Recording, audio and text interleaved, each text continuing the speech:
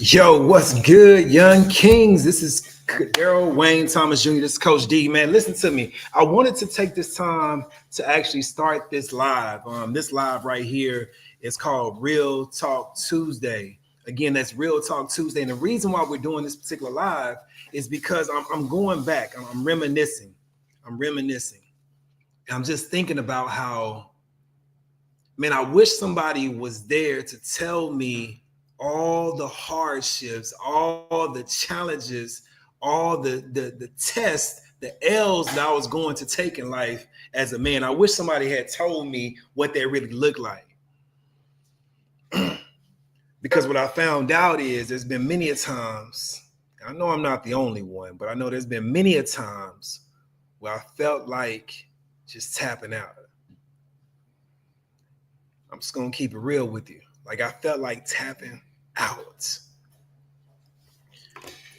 But on the flip side, there's been those moments where when I felt like tapping out, somehow or another, by the grace of God, man, like I've been able to find that second wind time and time and time again. And so this right here, this is Real Talk Tuesday. And when I say Real Talk Tuesday, I'm saying this is where we're going to speak truth to the heart of young men. All right. No fluff, no filters. We just gonna keep it real. All right. So every Tuesday, 6 p.m. Central Standard Time, I need you to tap in because we're gonna talk about it. Now, I'll be honest with you, this ain't your average motivation show. I know a lot of people, they own that rah motivation type stuff. Like this ain't your average motivation show. Like it's not. This is for the young kings out there, talking about ages 16 through 24, who are battling. I'm talking about going through straight warfare, right? They're dealing with the pressure. They're at the same time, they're chasing purpose, and they're trying to learn how to lead without any manual. You know what I'm saying? This is for them. This is for you, young kings. So again, I created this space just for you, man, and for the ones who feel overlooked, maybe undervalued, underestimated, right, and misunderstood. Like, tap in. This is for you. So as I said, man, every Tuesday we'll break down some real issues from mental health to manhood, to discipline, to decision making, relationships, money, identity, you name it, we probably gonna be hitting on it, right? We probably gonna be hitting on it. So I don't care if you're going through, if you're or if you, whatever it may be. For me, I want to bring those things to the table. Why? Because I wish somebody was there to actually break it down like that for me. And so I know I can't be the only one. With all that being said, man, I want you to understand that once you tap in here every Tuesday, you're going to come in one way, but you're going to go out another way different, right? You're going to come out on the other side different, man. And so I'm excited. I'm excited because I get to give you that real truth. So without further ado, I want you to lock in right now. If you haven't done so, man, I definitely want you to go ahead and subscribe. Hit that bell for notifications. And the other thing I would say for sure, because I truly believe a candle loses nothing by lighting another candle, go ahead and tag another brother, tag another young king, right, who needs this. I'm just going to go ahead and tell you like this. Welcome to the tribe, baby. Welcome to Real Talk Tuesday. This is Coach D. Let's get it again. So right now it's June 3rd, Tuesday, June 3rd. In 3 days, man, in 3 days, that marks my brother's birthday. Now for Q, for those that know the story, he's no longer with me, right? But Q, this year, he would have been 39 years old. Feel what I'm saying, man? 39 years old. I lost him December the 8th, 2021. And it happened to be my middle son's birthday when I found out. And it went something like this. She said, DJ, it was a voice I heard, I know all too well, right? Very familiar with this voice. She's like, DJ, Daryl Jr. She said, he's gone.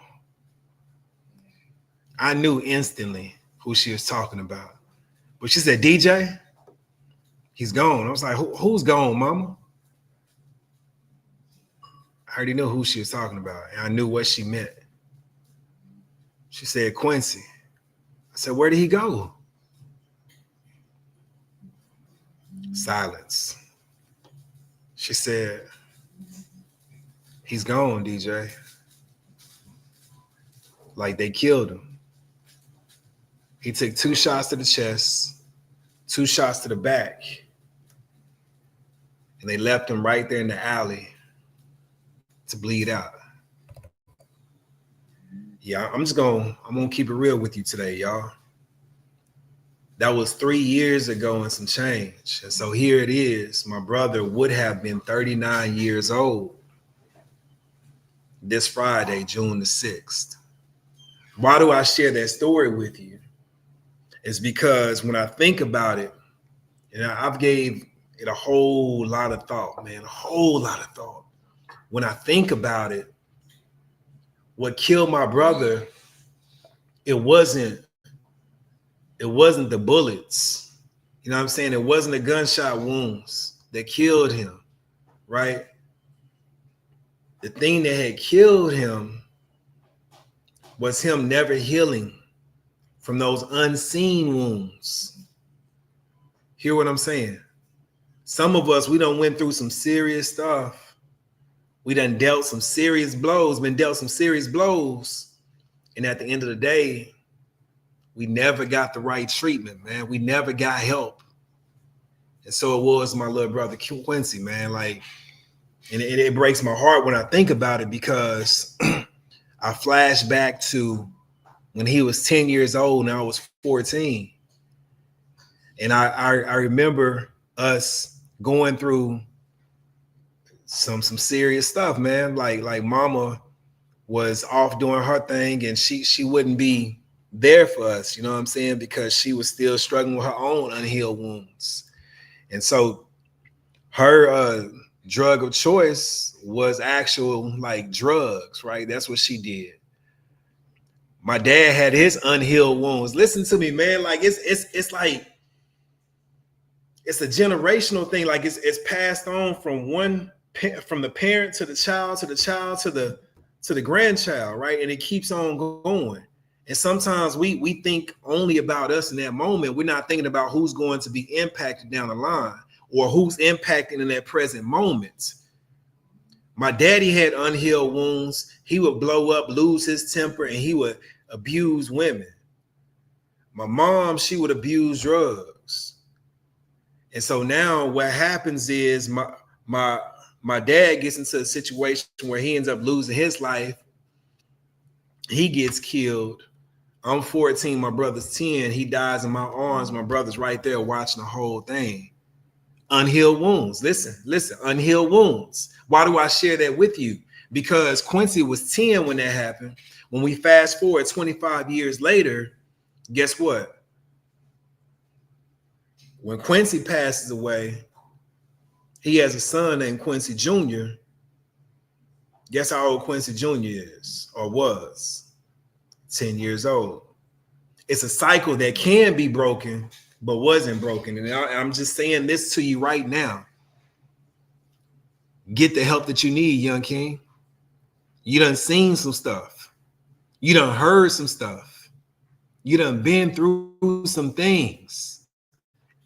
And the way society likes to describe it is, oh man, you just took an L. Man, go ahead and take the L and just keep on moving. But sometimes it's not that easy. Like we can't just take the L and keep on moving. Sometimes we have to say, all right, hold on, like time out. Let me regroup. Let me get my thoughts right.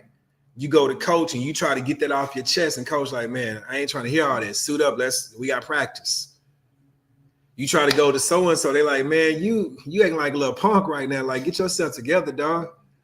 Ain't nobody trying to hear all that. You talking to the wrong people. But there are some people in your life that like, nah, listen, I'm here for that right there.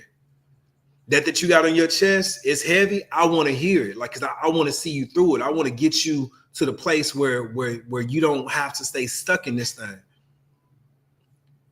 And for me, I learned to call those people my and1s. And why am I sharing that with you? Because like I told you, you done seen some things, you done heard some things, you done been through some stuff, young king. Stop thinking that you that big, that strong, like you can carry it without getting help. I remember once my dad had passed away, man, like I was going through life and I kept like pushing down the emotions. Every time I felt sad, I'm missing my pops. Every time I felt angry because I felt like I was being done unfair, I tried to push it down and try to put on this facade like, no, I'm good. Truth be told, I was getting worse by the day. Truth be told, I was getting worse by the day. On the outside, I looked like I was good. But day by day, man, I found it harder to process those emotions.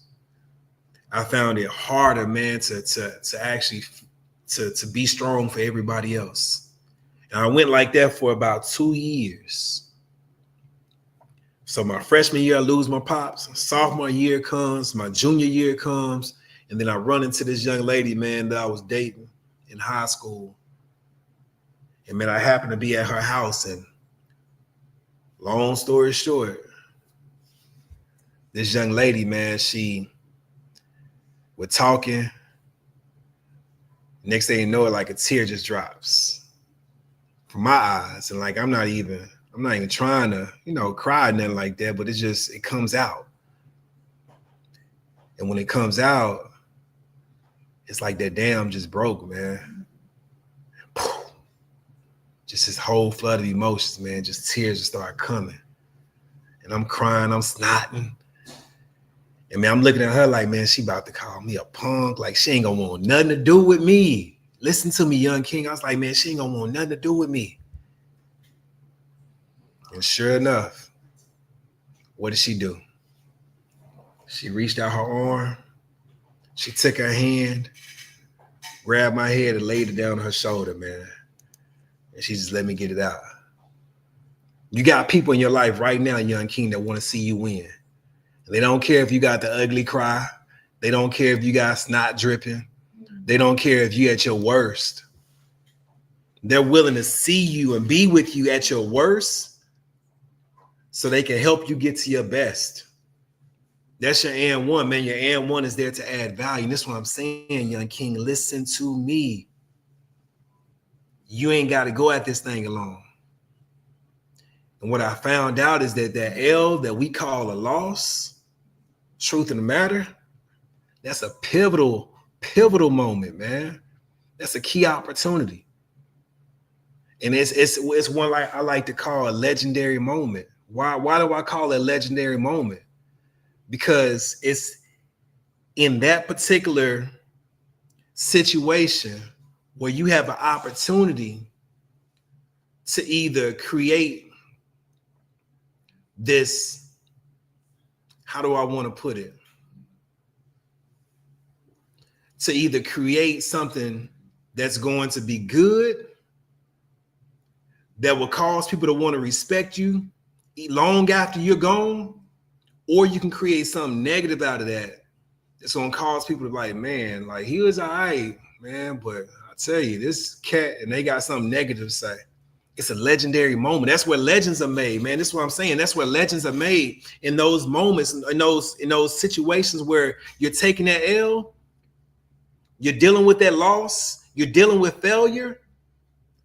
How you choose to respond will determine if you're going to leave a legacy that's worth saluting or one that's worth forgetting about. And that was me, man, in that moment, man. I'm so glad that I had my girl, Alexia, man. Alexia Ferguson was her name back then. She Alexia Thomas now, though. You know what I'm saying? Listen, she Alexia Thomas now. But no, for real, like, I'm so glad I had her, man, because I was able to bounce back. But when I flip over and I look at my brother's situation, so now here you have a tale of two brothers. You got one brother that has found an and1 that's like, man, I got you. But you got another brother that's like, man, I'm still searching.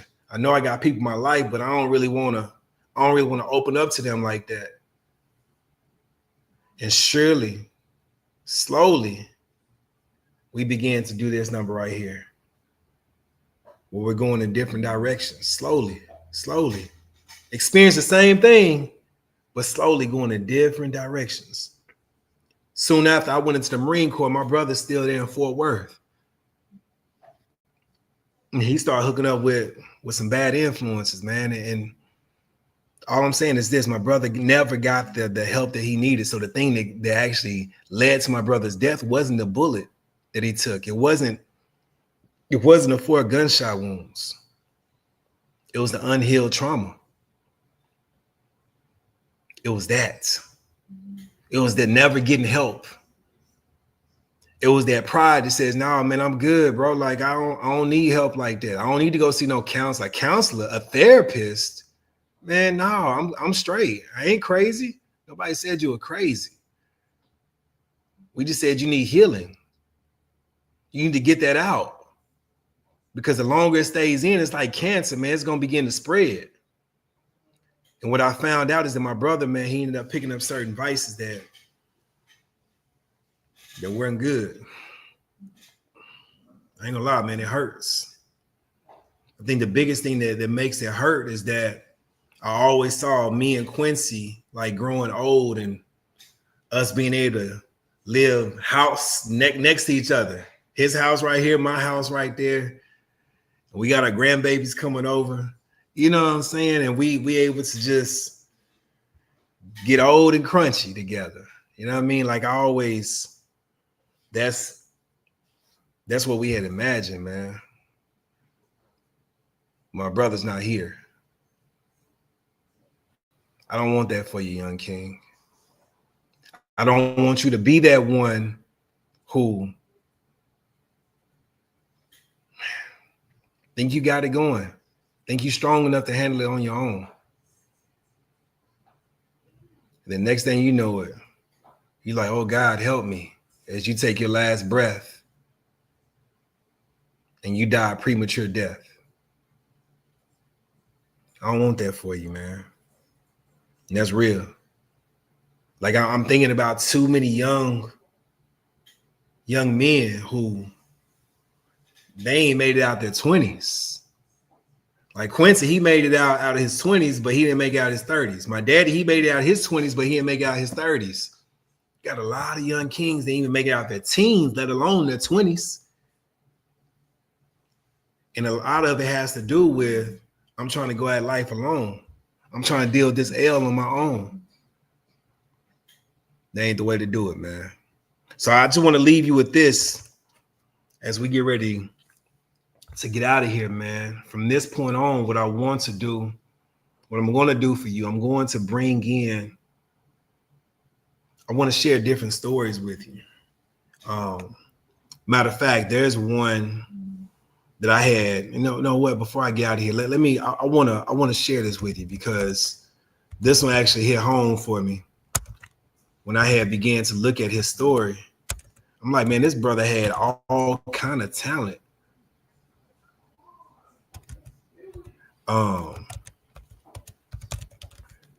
This brother who was on his way to become an NFL football player, man. Well, he was doing his thing over at LSU. Nice receiver, NFL, caliber receiver. And it says former LSU football player Kyron Lacy died by suicide in Houston, Texas on April 12th, 2025 at the age of what? 24. Didn't make out his 20s, man. Authorities say he was found dead in his car after a police chase. The chase ended when Lacy crashed his vehicle, and upon approaching the vehicle, officers found him with a fatal gunshot wound. Listen, this young man was 24 years old. Super talented, y'all. On his way to making it to the NFL, man, and realizing his dreams. But he got caught up. And when he got caught up, that was the end of the story, man. That was the end of the story. Like, there's no more Kyron Lacy. But he was dealing with some issues. For him to want to commit suicide, like hear me. Like I told you, there's been many a times where I felt like quitting. But I ended up finding the second win. Some of y'all, you feel like quitting. Why? Because you feel like there ain't no way out. You feel like the stuff you're going through is just that heavy to where you can't make it. And I'm telling you, if when it gets heavy like that, it ain't meant for you to lift it up by yourself. You're not strong enough to do it. You got to have somebody else there that's going to be willing to help lift it up with you, right? Help you to carry that thing. And that's the part that stood out to me, man. And so I just want to show you, in case you guys don't know about this young man. I'm gonna pull him up real quick. I want to share this with you. So hold on. Well, I'll pull it up.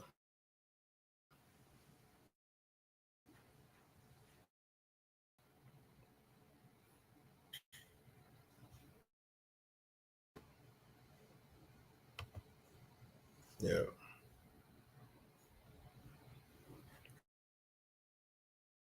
Here we go.